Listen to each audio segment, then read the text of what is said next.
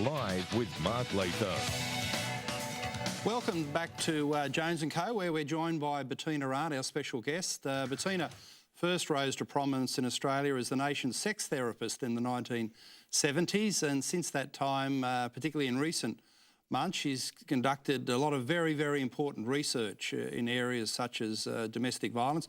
I've got to say, Bettina is the sort of guest we like to have on this show because she's willing to swim against the tide, she's willing to run against the herd and present factual, well-researched material that breaks the politically correct propaganda that we hear so much of in Australian politics. So, Bettina, thanks for joining us on the show. Thank you, Mark. You've done a lot of research in recent times about domestic violence, which is an ongoing important debate. What does your research show? It's actually not my research. I've been looking at what research is out there. We have 40 years of research into domestic violence from all over the world, 1,700 peer-reviewed papers that all show the same sort of thing. They show that domestic violence is not what we always hear about, men terrorising women. Most violence in the home is two-way violence involving women as well as men. Yes, there are women who are, victims of men who are abusive, of course, but there are also men who are being abused by their wives, physically abused by their wives. And most children growing up in violent homes are watching this two-way violence where parents are having a go at each other. And we are being fed a lie in Australia. Malcolm Turnbull standing up there saying it's all about men's attitude to women. It's not. And we're seeing, Mark, you write about this a lot too. We see denial of the fact that there's this argument that's across every suburb in Australia, every community in Australia. Of course, that's not true. It's 60 times more common in some parts of Australia, poor areas of Australia, than the more affluent areas. There are a whole range of causes underpinning domestic violence we never hear about, such as mental illness and drug and alcohol abuse. We are hearing a tiny part of the story and a really manipulated, distorted view of what is an enormously important social issue. Yeah, I worry about the propaganda that you've just mentioned, but I also worry about the political response because since the Gillard government formed a compact with the states on this issue about 6 years ago, we're now spending at federal and state level billions of dollars on domestic violence as an issue.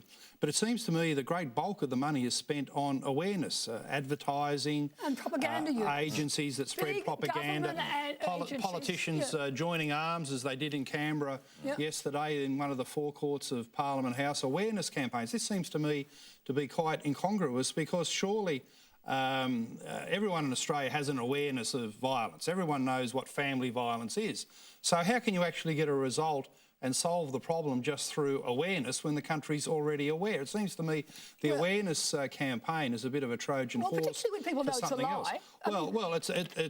There's propaganda, but the awareness campaign is often used by the left feminists to demonise men. Absolutely. So it seems to me that's a major problem. It's causing a lot of resentment among men who are doing the right thing. And women, and mothers, and brothers, and sisters of these men who are in abusive relationships, watching what's happening to the person, the man they love, and realising that if that guy goes along to the police, he's probably going to be laughed at and told to man up. If that guy is, tries to reach out for help, there's no help anywhere in Australia for male victims of violence. These hundreds of millions of dollars are all going to one side of the problem while we deny the complexity of this issue. Look, I must admit that I agree with Mark's thesis that one of the problems is no male anywhere wants to look like they are unsympathetic to the genuine problem of domestic violence. And so, but I feel this is part of the objective is to intimidate the average bloke into a kind of silence and just to sit back and just take the belting that he's about to receive because of his membership of a class of male, which I felt got its big kick along. And I'm going to have a little crack at Malcolm Turnbull. You know, when we saw the Rosie Batty become Australian of the Year as a mother of a child who was, who was tragically and brutally killed by his father. But then we had Rosie, in effect, lobbying Malcolm to say, oh, well, violence is just the end result of a spectrum which begins with sexism, with just generic sexism, which all of these white males are guilty of. And once she managed to get Malcolm to buy into this idea that sexism which, you know, presumably may involve opening the door for a female, or regarding the male and the female as different in some way, that this was the beginnings of violence. But what happened to Rosie? I mean, she knows her husband was mentally ill. She will never say that publicly anymore. She'll never talk. Privately in seminars, she'll talk about mental illness, but she's been absolutely captured by this lobby group, which is arguing it's all about gender, it's all about attitudes to women. I mean, it's the most appalling sellout of her tragic story. And a lot of people are genuinely upset about what's happened to Rosie. Well, tell us from the data, because my assumption is, and one of the things I find in this area is it's quite difficult to get data, Australian data, which has not been sort of homogenised, pasteurised and hermetically sealed by this sort of correct left orthodoxy. But my assumption is if you take out, you know, Aboriginality and remoteness, you take out substance abuse and addiction, you wind up with what's... The Australian male is not a particularly violent male if you take out that element of the pathology of violence. And if we talk about domestic violence as what most people think of as domestic violence, which is, you know, being physically attacked, not psychologically abused, emotionally abused. I mean, we've got this ever-expanding definition, which is being used very deliberately to fudge the figures, to talk about an epidemic of violence, because you're including the whole kitchen sink in there. And 1.06% of Australian women are physically abused by their partner. I mean, when do we ever hear that figure? I mean, Mark, in fact, was one of the person who dug that out from the ABS, and it was very hard to get them to admit to that. But most Australian women live with men who respect them and look after them, not with abusive men. And it does such a disservice to the men of Australia, to the boys of Australia, to be told that they're all part of this problem and they're all potential abusers. That is simply not true. Bettina, you've looked at some of the state jurisdictions to see how the pendulum is swinging, particularly in the burden of proof. Is that right in Western Australia now, that if a woman alleges control or intimidation by the male partner, that the partner will automatically be arrested? Well, he can be. I mean, the police minister in Western Australia last week talked about the fact that they're erring on the side of the victim, that their new laws are all about setting up the victim so that she has it more likely to be able to prove her case. And therefore, the alleged perpetrator has less and less standing under the law. And so you don't even have to have domestic violence. You don't even have an allegation of violence. You can just say, I'm afraid that because he's controlling or intimidating me in some way, that could lead to violence. That's enough. So the whole burden is shifting... The burden's shifting in to the disadvantage of men. Absolutely. In a way that we would never have accepted in the past, in the impartiality, the theoretical impartiality of the judicial system. And we're seeing across Australia now the premiers, the lawmakers competing to set up laws that are disadvantaged men. And what's happening in Victoria? Is that right that a male victim of domestic violence, the authorities will now contact the partner to find out whether or not it's true? That's been happening for a while now. I was just gobsmacked when I heard this. A male, speaking at a conference on suicide, said that when men ring up who are suicidal because they're in a relationship with an abusive woman, the police are called in to track down his partner, to question his story. I mean, and everybody there at this conference was just gobsmacked, because they said, you know, where's the law, where are the privacy regulations, where's the duty of care to that man? And now the Victorian government has announced they're going to change the privacy regulations to toss them out so that we can protect the victim, and we can assume that any man who comes forward as a potential victim of violence may in fact be the perpetrator. That is how the Australian framework, official framework for domestic violence, has now been set up, to assume that all male victims might be perpetrators. And in New South Wales, I mean, amazing thing, Prue Goward announced in June she was giving the first ever funding for male victims of violence, a piddling 13 million over 4 years compared to the hundreds of millions that are being spent on, you know, women victims. But this was a good thing. They've turned out and they've given the bulk of that money so far to an organisation called the Men's Referral Service, which for many years denied there was even such a thing as a male victim of violence.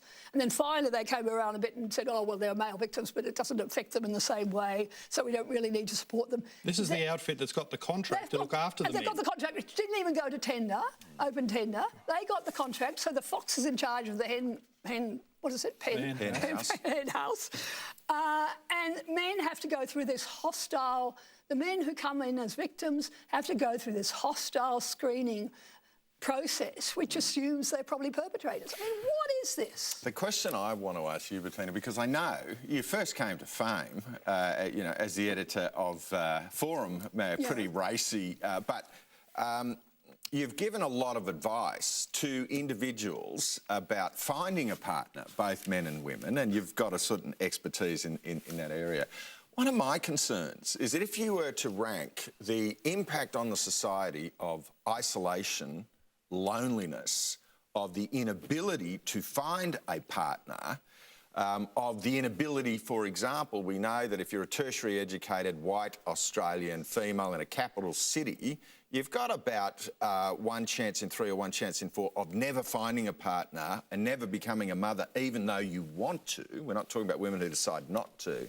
So you've got all these people falling through the cracks into a kind of social isolation and loneliness. And at the same time, we are loading up the male gender with this demonised, sort of despotic, brutal, violent character.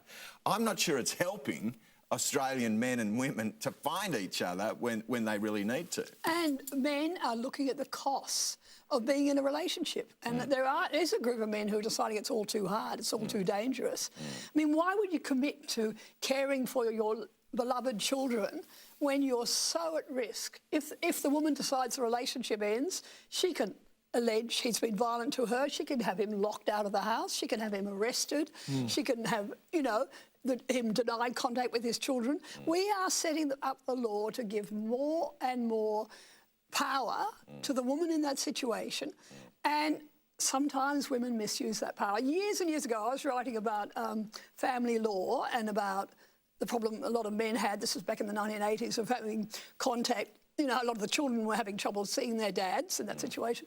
I had a retiring family court judge who came to me, who wrote to me and said, you know, we made a big mistake, the way we set up the whole family law system. We gave too much power to the custodial parent, which was almost always the woman in that case, and there are some women who misuse that power. Now, in Australia, we're setting up laws across the country that give women enormous power to do men in, if they've had enough of those men. And there are going to be women who misuse that power, and that is happening everywhere. Let me ask you one other question. We have seen now this big move on the back of this broad spectrum orthodoxy that males are violent, that we should create a new industrial entitlement to domestic violence leave. And naturally, the first organisation to really go into it in a big way is the Australian Broadcasting Corporation, where apparently every single staff member of the ABC requires 10 days a year to recover from the effects of domestic violence. Now, I always thought the orthodoxy was if you were in a violent relationship, you should leave the relationship, whereas I understand the ABC view is if you're in a violent relationship, you should take 10 days leave from the ABC to recover from... Now, well, to go and what is the risk? Are we it. just normalise? Is the ABC just normalising violence by creating an industrial award for it? Well, what they're doing, I mean, as if an employer is in a position to say, are you sure you were abused? You know, no employer would dare question, what are we talking about here? And what does the violence include? Does it include him saying something nasty to her or not wanting her to spend all of his income or whatever it is? I mean, financial abuse. Well, it's being defined to include sexist jokes, the way you drive a car. I mean, if you look at the definitions of domestic violence, it covers just about every aspect unions are mounting a huge case of a troubled relationship for domestic violence leave across Australia. And no one is really saying, what are we talking about here? How can an employer possibly question a woman's word on this. We don't question a woman's word on this in any context. 100% of leave applications will be granted. That's the reality, isn't it? And if a woman goes into a police station, no one asks what the evidence is that she's been abused. She can say, I was afraid he might hurt me, and that's enough. She can get an AVO. It'll give her, you know, there are magistrates, there are judges, there are lawyers across the country who will acknowledge this is there are false allegations being made to give strategic advantage in family law cases. I think originally a lot of politicians got into this debate thinking it was good for the female vote. You know, when you're raising awareness and running advertising campaigns and essentially it's symbolic, you're linking arms, you're not really expecting a hard, tangible result in society. So politicians got into this thinking that here's a way to get the female vote. But there's no doubt now that the pushback against it, the resentment among men, it means that parties are losing an important constituency, the male vote. Now, a lot of the Australian trends here follow what's happened in the United States. The key statistic in the Trump election was that in 2008, Republican candidate John McCain got 49% of the white, non-college educated male vote. And Trump got 68%. 8 years later, got 68%. So a 19% swing to the Republicans for white, non-college educated men. So it's a huge constituency, a huge voting power, and it swept him into office.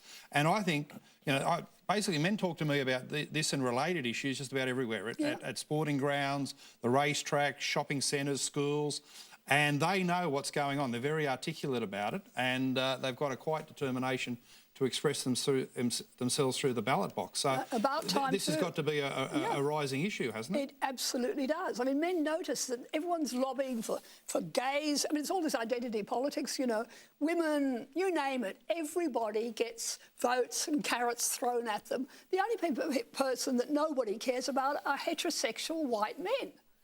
I mean, they are never mentioned. And as we've said, the laws are being increasingly stacked against them in all sorts of situations.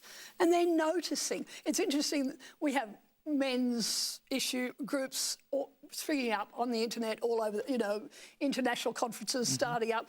Australia is really well known for this groundswell of activity that's been going on for years now, where more and more Australian men are joining these organisations. We're having a big international conference here next year on men's issues where international speakers are coming. I think we're going to see some change in Australia, but we're already beginning to see it, as you say, Mark. Yeah. Well, the media don't get it, though. Just yesterday in the Sydney Morning Herald, Jessica Irvine wrote as follows: "Make no mistake, the rise of the political parties led by Donald Trump and Pauline Hanson are part of a backlash against the advancement of women and minorities into the workforce and the overturning of traditional male breadwinner models." So what she's saying is because women are getting better jobs and men relatively are getting worse jobs, this is part of the male backlash. But it's not that at all, because most men, Ross and myself included, have got daughters, and we welcome rising female participation rates and opportunities. We welcome the fact that 60% of university graduates in Australia each year are female. We want that for our daughters. We want the very best career for them. The backlash is not about changes in the workforce. It's about the demonisation of men, false allegations being made in the domestic violence debate, and the fact that in identity politics, white men are left out of all the considerations and are now, you know, quite unusually enough, are classifying themselves as disadvantaged. White men now see themselves in the media debate and the political debate as the disadvantaged group. That's why they're concerned. And not just the men. I mean, of course, Trump got plenty of females voting for him too. And these are the mothers and the sisters and the, you know, the families of men who they see being done over. Yeah. And the same happens here. I get just as many letters from women as I do from men saying, what is happening here? Why was Malcolm Turnbull out there, you know, promising all this stuff to women and not giving us stuff about men? I mean, why are all the politicians in this bidding war to try to win the women's vote? We don't want that. We want men and women in violent situations to be protected, not just women. We want children in violent homes to be protected. And the person they're most at risk from, of course, is their mothers. I have women writing to me saying, my mother was abusive. No one wants to hear about that. Yeah, I just think my assumption is if we really cared about domestic violence, one of the reasons why I have never bought this sort of left new industrial machine that we're about to build is because of the decades of neglect of Indigenous violence towards women in remote communities, for which I must admit I largely blame the Commonwealth for creating this massive welfare edifice which fuels the drug and alcohol, the ice, at the extremity of which there's no amount of ads on, you know, primetime TV when the bloke he hasn't had a job in his life, he's fully tanked, he gets home after the check has come in and he's blown the lot at the pub, and at 11 p.m. he looks down on his girl in complete moral defeat as a human being. He's saying, oh, yeah, I just saw that ad on TV. No, I'm going to be gentle to it. I mean, it's rubbish. It does not work. Similarly, the drunken woman or the woman on ice, I mean, we all know she's there. And do we really think she turns into an angel when she's at home? No. I mean, people aren't mugs. They realise the lies that have been told about this issue. I mean, I was out in the cattle country in the middle of Queensland, cattle country, the other day, talking to a policewoman who said she goes into all these homes you've been talking about, and she sees some incredibly violent women as well as men. She sees children cowering from their mothers as well as their fathers. I mean, this is an issue where we need to stop the lies and look at what's actually going on. Well, we could talk to Bettina Arndt for the rest of the evening. She's a lucid and charming guest of Jones & Co. It's been a pleasure having you on board. We hope we're going to let Bettina go, but we hope you will stay with us for the final segment of the year for Jones & Co. This is Jones & Co. on Sky News Live.